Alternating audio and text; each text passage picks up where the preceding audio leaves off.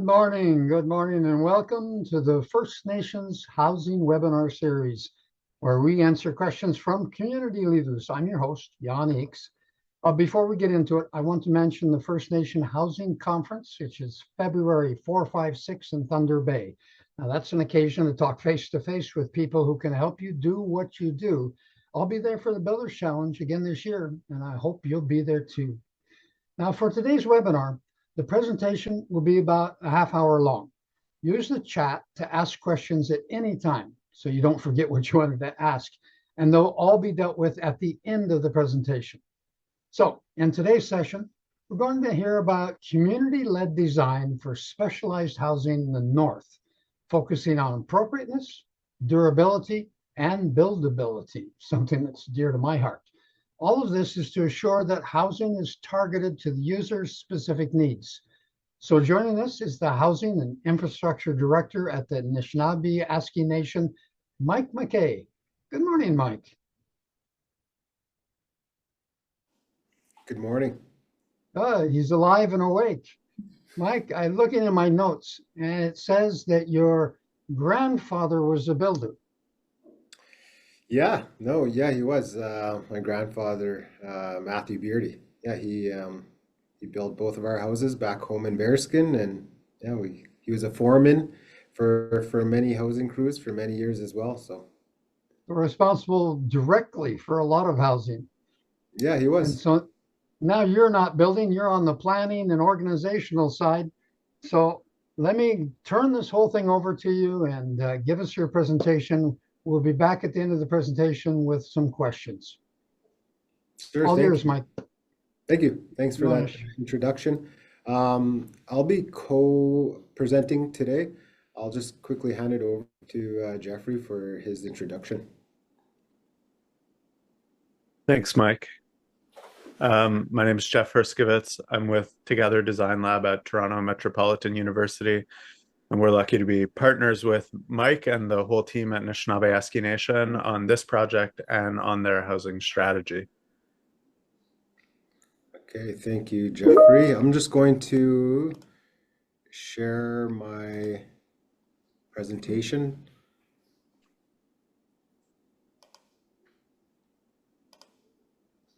Okay, does everyone see that? Okay, so as Jan mentioned, my name is Michael McKay, Infrastructure and Housing Director at Anishinaabe Nation.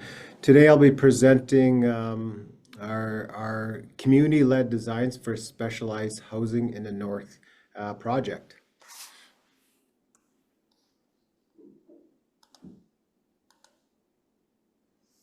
So quickly about Anishinaabe Nation. It's a political territorial organization representing 49 First Nations. You'll see here on a map the gray areas highlighted as identifying the territory. There's about 45,000 members on and off reserve. There are 33 First Nations that are fly-in only, which have seasonal winter road access. Through the territory, it encompasses Treaty 9 and parts of Treaty 5. And there are four main language groups, Anisinainu, which is Oji Cree, Ojibwe, Cree, and Algonquin.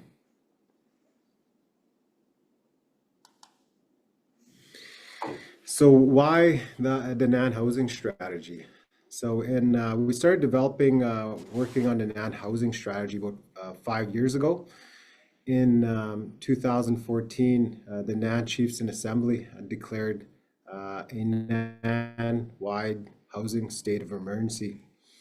This declaration came as a result of decades of inappropriate intervention and led the chiefs to describe the conditions being faced in their communities as deplorable and leading to extensive health issues, short housing life, overcrowding, and extreme mold. So 4 years later, in 2018, facing continued widespread housing insecurity the NAN Chiefs in Assembly reasserted the emergency and mandated the creation of the NAN housing strategy. Development of the strategy focused on community-based understandings of housing need and is rooted in local solutions developed by community members. So in thinking about addressing the housing emergency declared by the Chiefs, we placed a large importance on the idea of a housing strategy being community-based and based around those experiences of community members. Housing is more than a physical structure that provides us shelter. It is where community members feel safe. It includes their families and their loved ones and the land that it's on. All aspects of that community well-being is within that area. Housing needs to be viewed holistically and as a critical part of both individual and community well-being. Improving our health and well-being means building better housing and infrastructure. To understand any problem, we needed to go to the root cause of it. And so this is why housing isn't as safe or appropriate for our communities as it should be. And during the last few years, we have heard from communities that the specific ways they experience the housing crisis in their region, in their communities.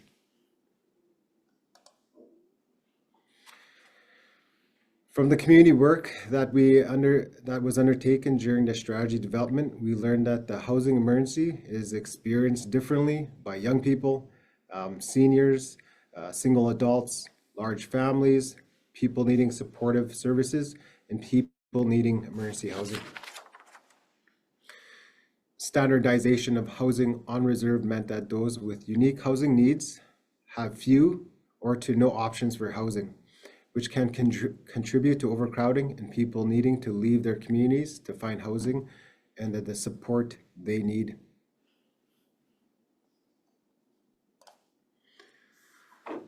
This is a chart with data on it with the current housing conditions in the NAN territory, in Ontario, and in Canada. This data was taken from the Census 2021. And through our work, we've also identified the aging housing stock, and some of the numbers that we estimated are over 33% of houses are older than 30 years old, and by 2030, this number will be over 50%. Some of the lifespan of housing on reserve has always been shorter, with estimates as low as 10 years. This is part due to inappropriate materials for the climate and the geography of the NAN communities, and because of overcrowding leading to the greater wear and tear within the home. Using the census and other government data, we estimated that 7,588 homes would be needed to be built to address the current need across NAN.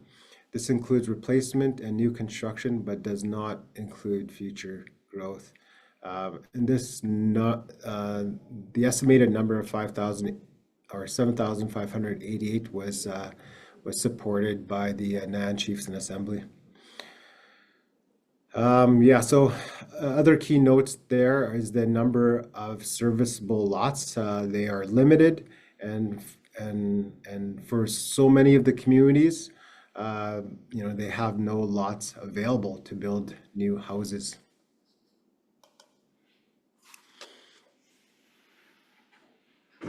Just quickly, here are some typical designs.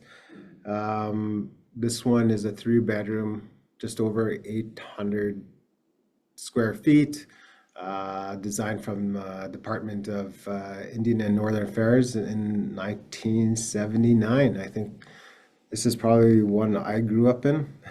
In some of the introduction you did there, these were the houses that were being built um, earlier on in communities. Here's another design. We just wanted to highlight some of the typical designs that were built in communities. This one is from 1984. Another house plan for First Nations, which conforms to the CMHC plans.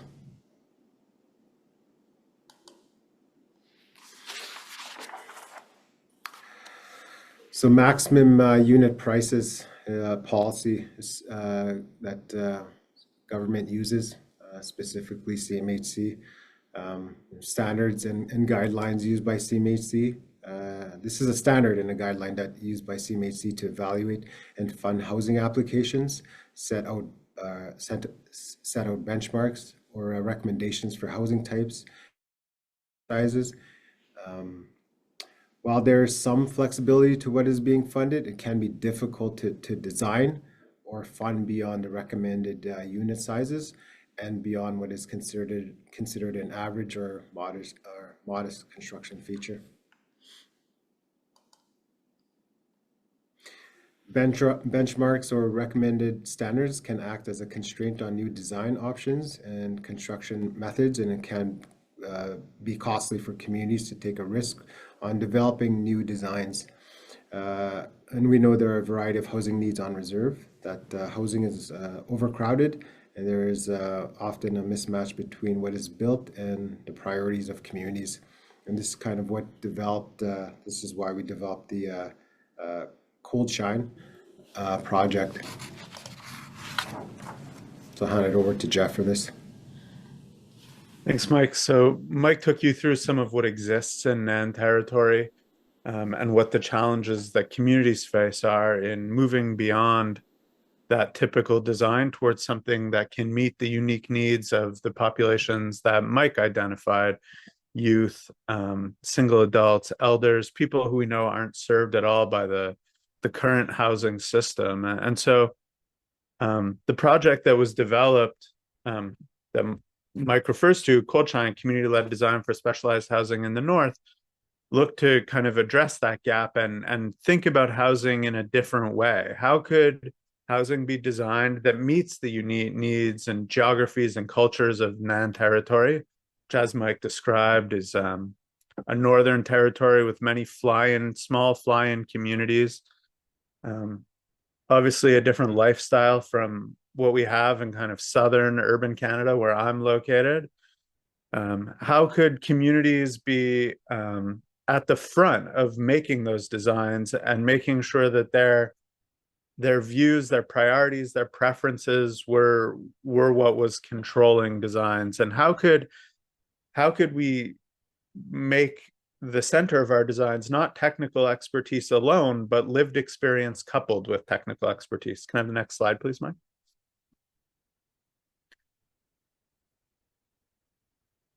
And how could we do that in a way that addresses the NAN housing strategy? For folks who have been coming to FNHC for years, you've likely heard Mike and maybe some of my colleagues present in the past on the challenge of developing a housing strategy that covers such a wide territory.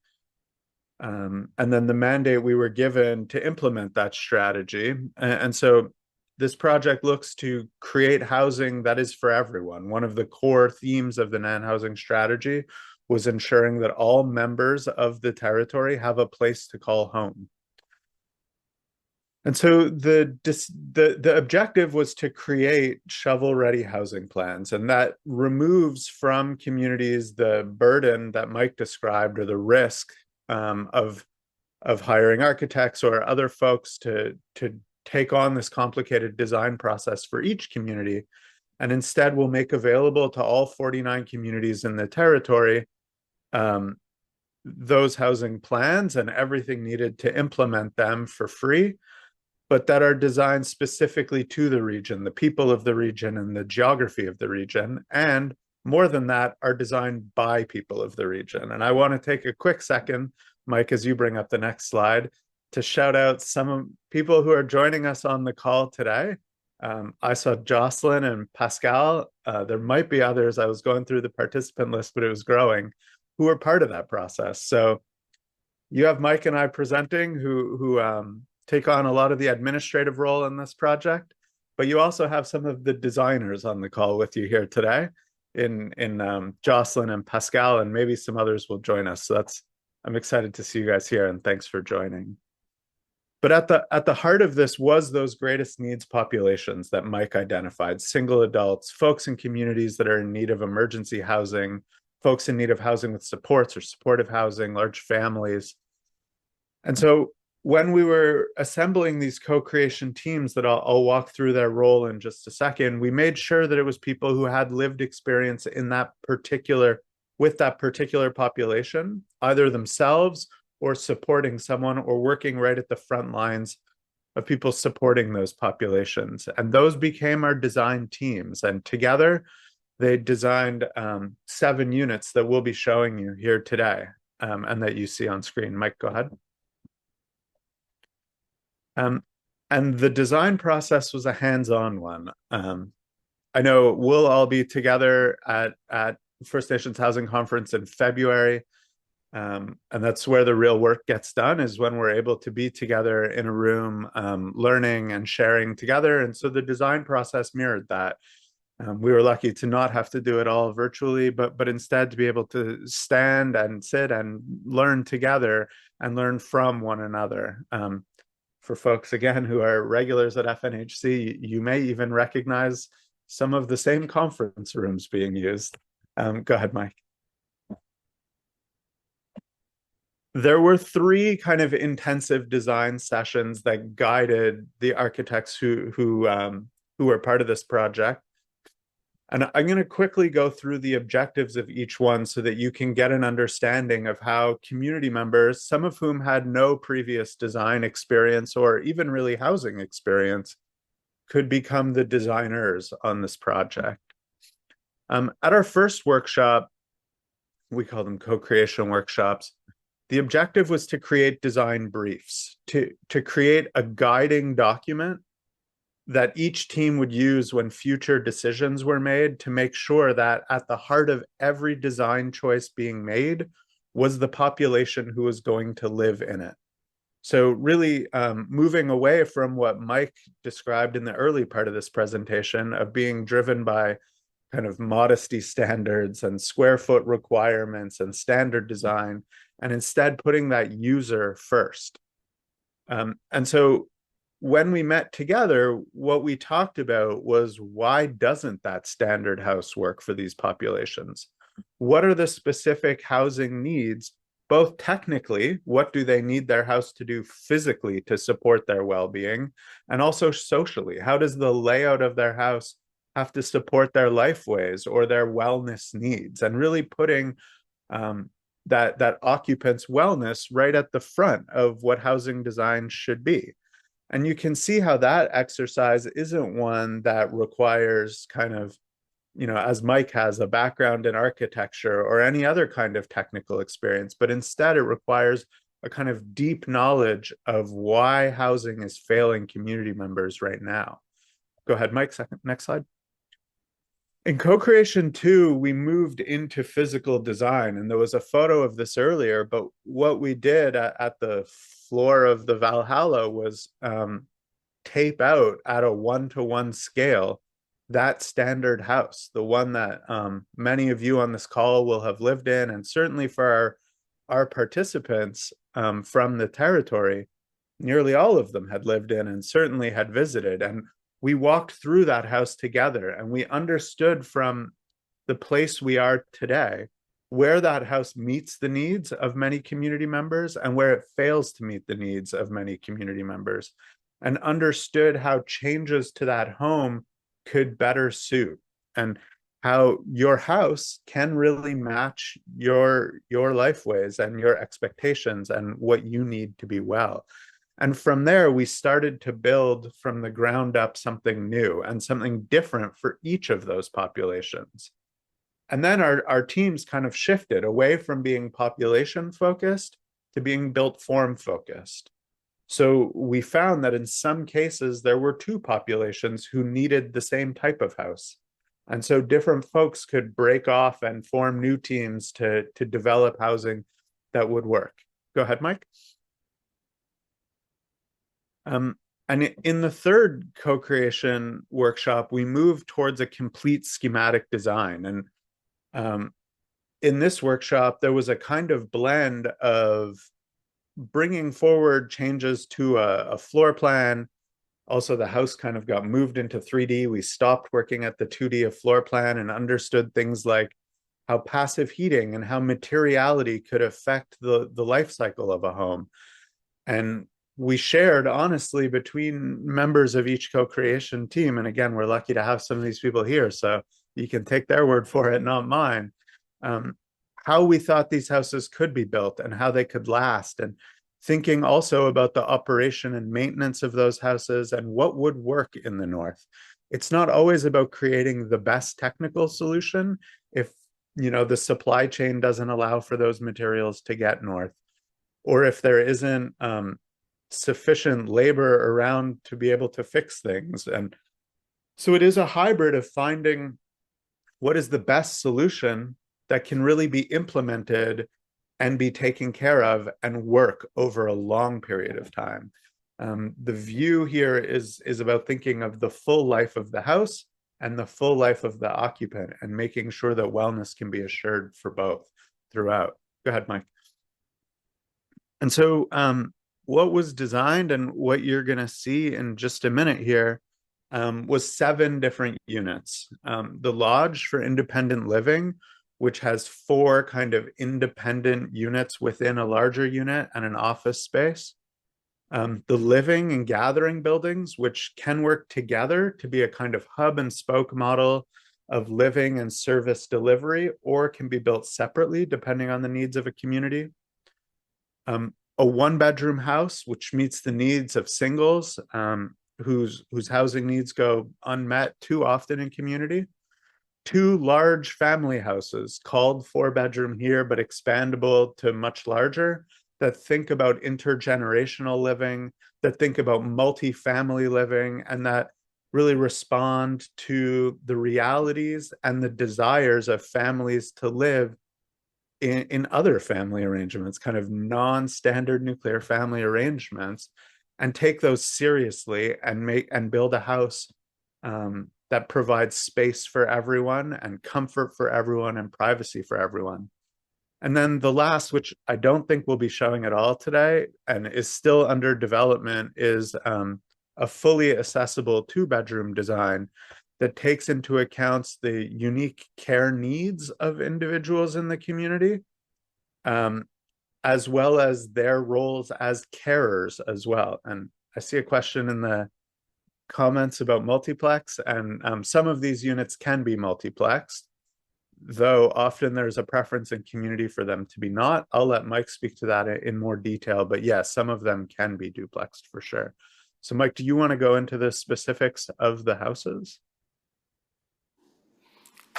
Yeah, sure. Thanks, Jeff.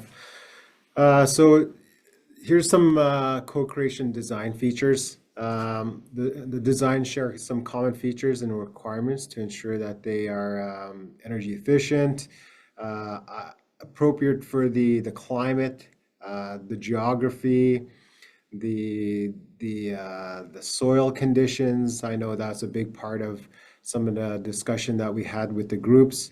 Also, a few of the options or a few of the designs include flexibility for serving options because we know the infrastructure requirements can be challenging. Each design will be fitted with a triodenic foundation.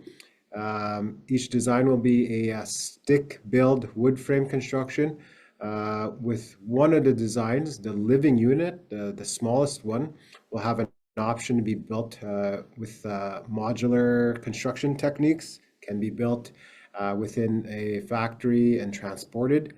And so that was talked about as well from the co-creation teams.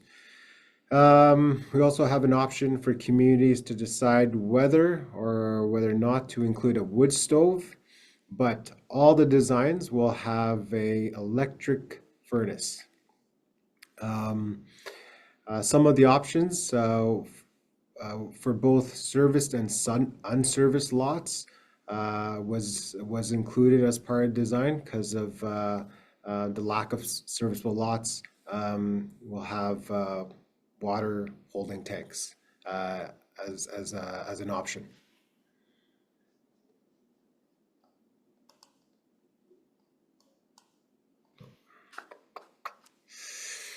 Here is just wanted to quickly highlight one of the design features, which is the triodetic foundation, which consists of engineered steel. It's an aluminum rigid platform which sits on top of the soil and keeps the building level, and just keeps the building structure, whether it's a PWF 4-foot crawl space, from building in the ground. I know there's lots of challenges within the territory due to the type of soil, with a lot of muskeg and swampy areas, and the limited access to granular material as well.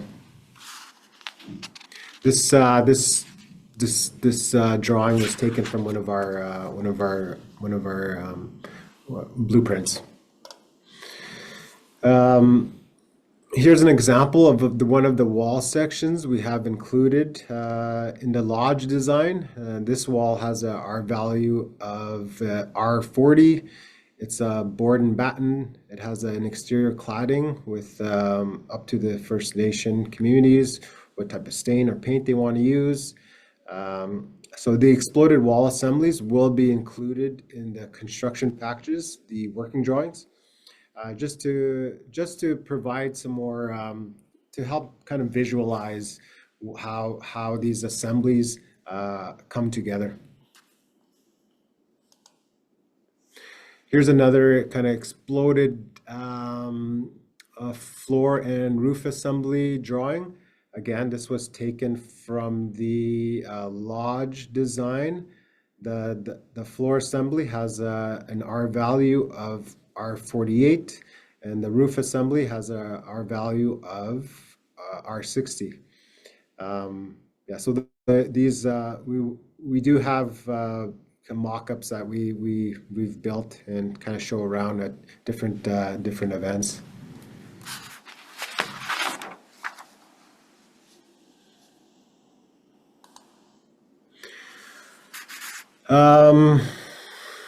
We're just going to share some of the plans. These were taken from the working drawings. This one is the gathering building. As Jeff mentioned, it's one of the 7 designs. The hub and spoke design could be used for transitional housing. This is more of the gathering space for the living units.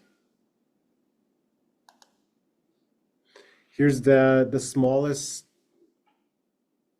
building out of all the designs, called the living building. This kind of goes around the gathering facility.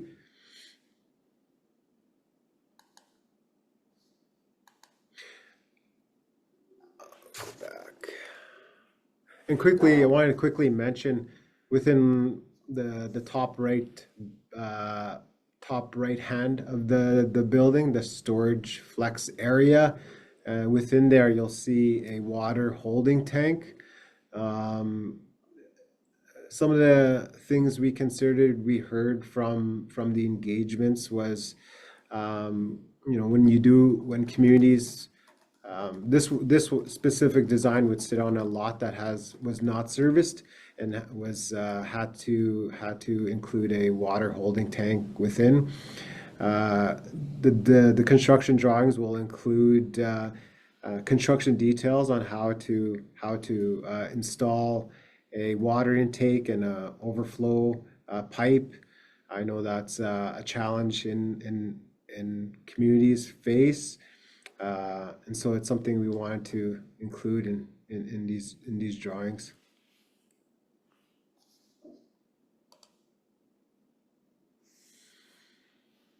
Here's the lodge. I know Jeff was quickly talking about it. You want to highlight some of the design features in here? Sure.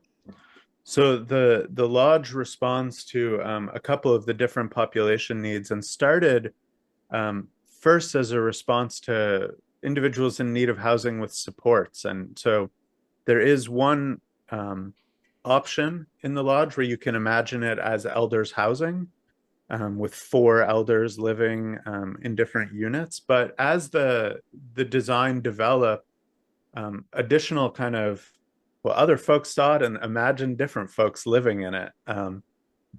And so one of the other kind of common uses we heard from communities, and there's another adaptation of it. And when I say adaptations, each of the construction drawing packages comes with different options. So in this construction package, you'll have different options for the central millwork around the communal kitchen, as well as the millwork in each of the bedrooms to kind of outfit it for these different populations. And then there are different ways as well to imagine the office that you see in the southwest corner of the building. So one of the other common populations was youth aging out of care.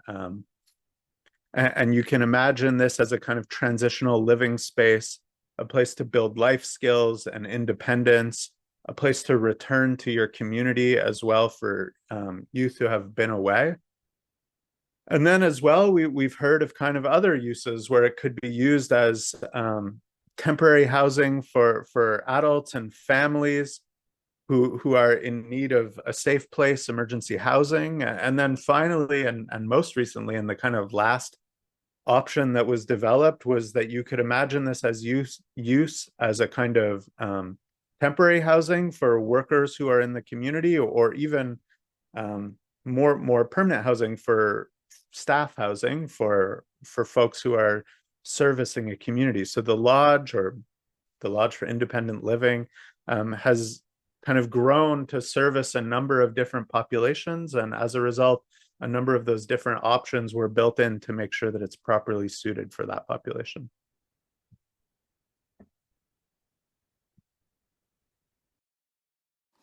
I think we heard when we do present this, as Jeff mentions, the possible uses. There was, talk of it can be used for a hotel in a kind of ec-dev sense, a teacherage. Yeah, so a number of services can be used for this building.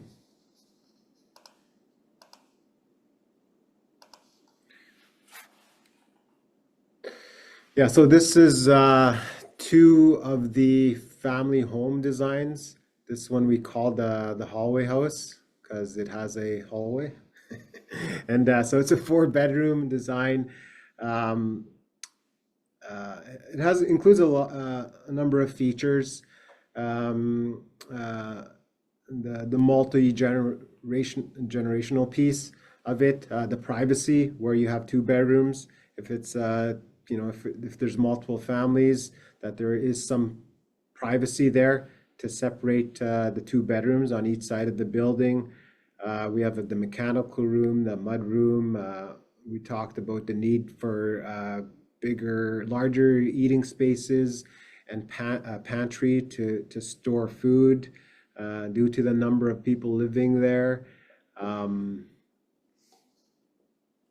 Yeah, so and yeah, we have the mechanical room there, space to have in the case if you need a water holding tank. That was all part of the design that was included in this. The other family home, this is the no hallway house. Again, it's a 4-bedroom.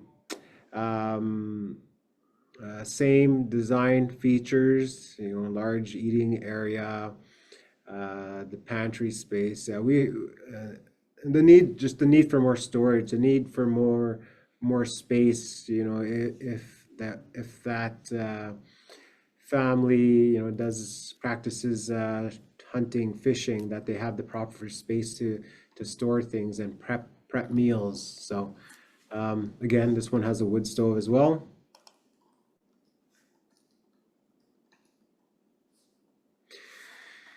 Yeah, so all the designs that we have shown here were co-created and led by community members, and also housing managers, and another a variety of professionals that meet the needs. The designs push the boundaries of a typical housing or housing solutions that are commonly available to NAN communities. Um, the architects that we worked with, that the community members worked with, uh, there were some guiding principles there. Talking about durability was huge, but they also really considered the climate, geography, and challenges when building in the north. I know they came up to the last First Nations Housing Conference. They met with many of the suppliers, just to get a sense of what communities dealt with and the challenges around that. Yeah, so many of the designs are flexible and taking into consideration how personal circumstances and families can grow and change.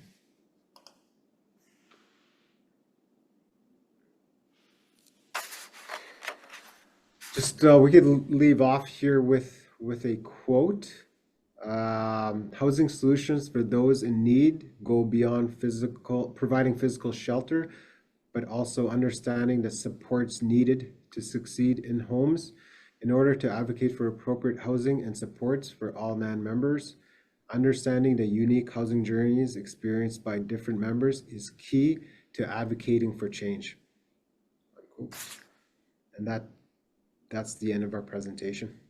Thank you, Mike and Jeffrey. Fantastic. I was engrossed and didn't even see the time going by. Before I get into the questions here, we have some interesting questions. I have a question myself is, how are you dealing with the funding mismatch, the heritage of the CMHC standards or whatever, that everything had to fit into the old boxes? How are you managing to actually approach? Are you building any of these houses yet? No, we have not built any. The construction drawings will be made available probably by the end of February, March, for communities to have access to. So And no, then there will be the challenge to get the funding to accept that this is out of the box, yes, but yeah. with really good development stuff on there. Somebody was asking whether you're going to actually get stamped drawings ready to go. Yeah, so these will be all stamped.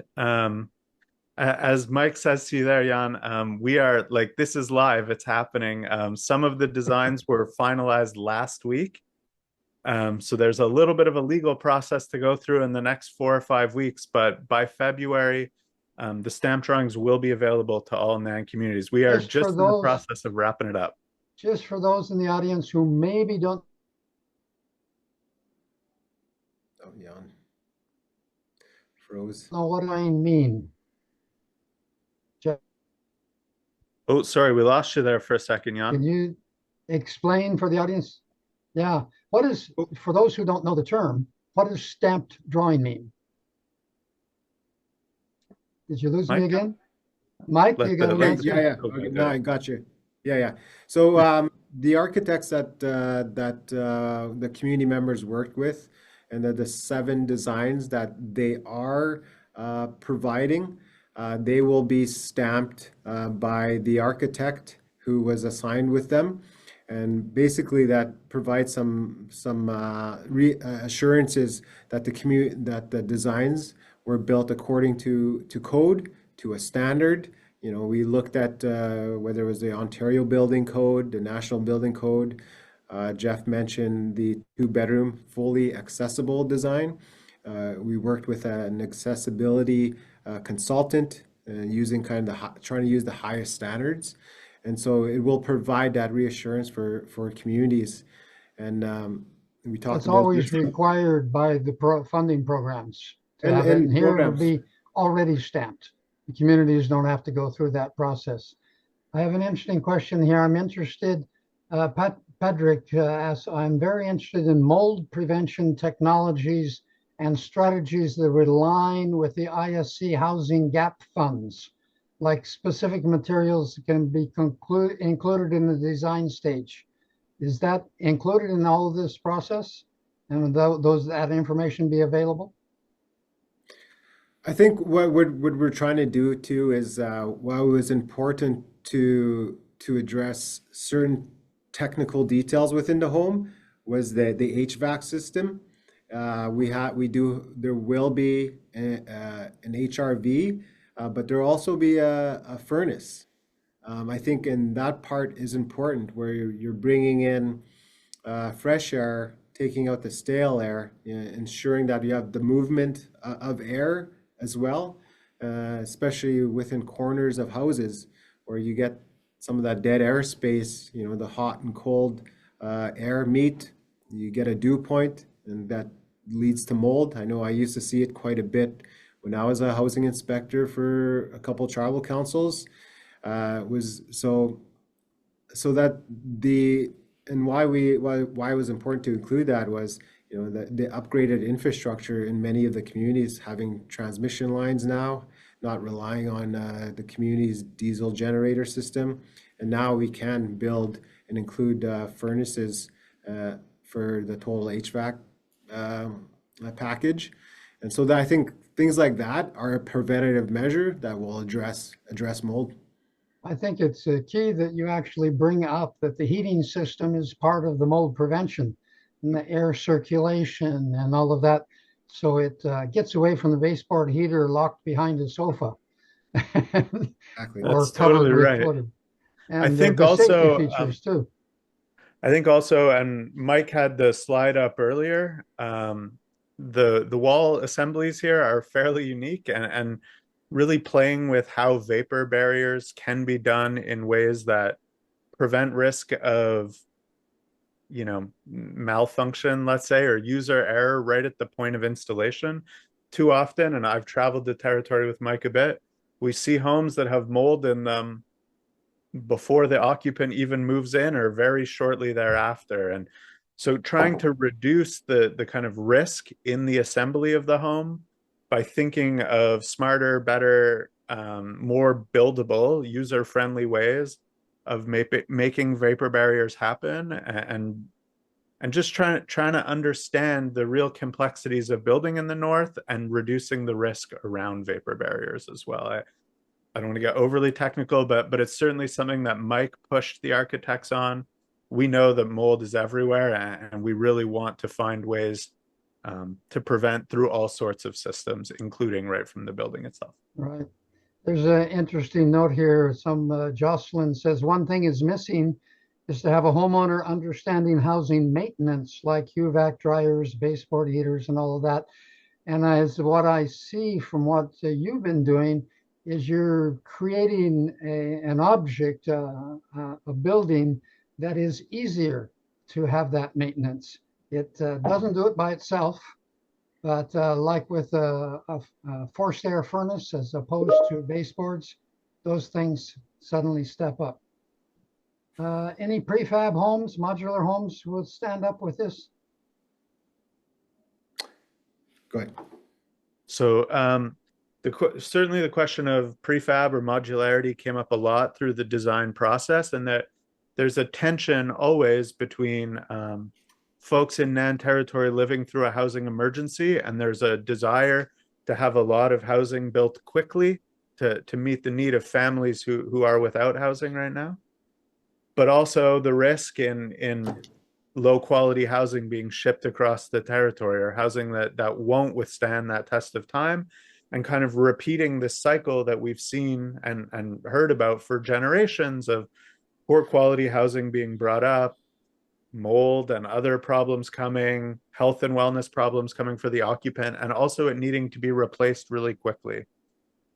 And so there is one of the designs, as Mike suggested, the live unit, that has been designed to consider modular construction, and that it would be brought up. But saying that, the kind of specs and the technical requirements are clearly outlined so that we're not just getting any version of that house being brought up, but that it would be made to the same quality as the stick-built housing in community. And so So you I don't want actually, to paint all prefab housing with the same brush. I think prefabricated housing can be made to the same standards as others. Unfortunately, that just hasn't always been the case in the territory so far. And so we need more housing, we need better housing, and hopefully these construction documents provide kind of tools to get us to those technical requirements, whether they're built on site or off site. well, I've seen some experience with manufactured housing rising to that kind of a challenge by not making their own designs, but by taking your specifications, as you say, Yeah, and then offering a model that they can make in their factory that's shippable. Real problem with shippable is where, yeah, getting something that far. But maybe modular walls and things like this, but they'll have to make the connections and all of that to correspond to your drawings rather than your drawings correspond to what they have to offer. totally. I guess that's the next big step. I just want to quickly acknowledge Jocelyn's comments, questions. Yeah, I agree on the home maintenance side. I kind of call it two things: home care and home maintenance, and the need for a a wide housing policy to kind of identify roles and responsibilities. And yeah, we're trying to make. I know housing has changed a lot, as in technically it's very complex. We have a building envelope system, heating system. There's so many systems within a home. So we did try to kind of take some of those out and make it a little bit simpler, especially with the foundation type where you're not building in the ground and kind of building on using triodetic foundation, trying to minimize risk there. So yeah, and Jocelyn, your question or comment on services. I know the architects had some ideas around installing heat pumps as the heating and cooling system, but we know we don't know how many HVAC companies around the north have access to certified individuals to address heat pumps. So we went with the furnace HVAC system just because it's a little bit easier to service and have access to qualified individuals. Yeah, I might whistle my own horn here. If you go back to the first of the webinar series, which are all up on the webinar, and by the way, this one will be up tomorrow, so there will be a link where you can see it. I did a webinar on trying to push preventative maintenance as a cultural aspect, that not just the technical details of how to oil something, but the cultural things that it needs to be oiled, and that even much of preventative maintenance can be done by kids. And that can be educated through the school system where we have better contact with teaching new things and getting that involved. And if the kids learn to push their parents on maintenance, they will soon be homeowners themselves or the head of the occupants themselves as they make their own families. And they bring that preventative maintenance and maintenance up with themselves. Well, I think we're running close in time and looking. Is there going to be ongoing trades education training so that it goes through the groundbreaking and helping laborers able to deal with these things? Do you have any projections on that? Or I will say, Mike, I don't know if we've said this kind of publicly yet, but that the next year coming forward is the year of capacity development and skills building for our team. These previous 2 years, we've worked really hard on design and on inclusivity of housing, as you see with these. And we hear that need loud and clear for skills training of various types in community. Jan, you just mentioned starting at our youngest folks, teaching them how to maintain their homes, right through certainly professionals and the folks working on the ground to build and maintain housing, through to the administration and management of housing. There's a need across the board for kind of capacity development, skills training. And so, Mike, I'll let you Yeah. speak to it more, but I know the team there in Thunder Bay has that as the focus coming forward for the next year. And that means encouraging great programs that are already on the ground and starting to develop new ones as well. But Mike, go ahead. Well, an important detail, in the 1980s, I traveled all over Quebec teaching energy efficient housing. And the most exciting week I had was in a manufactured housing facility where we had a house under construction, under a roof. We could walk out in the middle of winter and play with this house. And we had all of the tradespeople, the plumbers, the electricians, and all that. And so we were in a classroom, and I said, enough of the classroom. Let's go out there, and I want you to show me how you made your air barrier and how you made your vapor barrier. And we got out there, and the guy that put in the air barrier started screaming at the electrician, saying, you put a hole in my air barrier. And then the plumber got involved, and they had a big fight out there in the thing, but we got it all worked out between them because we got them all in the same place. That's like the conference in Valhalla. Get them all in the same place and let's talk to them. But it sounds like you have a ground working thing here that is fantastic. I hope it influences the entire industry to get this kind of thinking going for what we're building new and not just patching. I liked your idea or your statement that if we just bring in the same housing that we've always had trouble with, we're just perpetuating the problem. Well, I think it's about time to wrap this up. Let me just take a quick look at my notes to make sure I'm not missing anything. First of all, I'd really like to thank both of you so much for all the work you've been doing and the presentation. This recording is available as of tomorrow at the First Nation Housing Conference.com/webinars. The next session is going to be January 14th, where Scott Flaman will be talking about housing policy, which is the key to getting things done. Now, don't forget the First Nation Housing Conference, February 4, 5, 6 in Thunder Bay. You can register now. I'll be there again with the Builders Conference, and I hope to see you there. And as we leave this session, there will be an exit survey that pops up on your screen. Please fill this out to help us develop the webinar series. And if you have any specific topics you'd like to hear about, let us know. So thank you very much, guys, for doing this with us, and great presentation.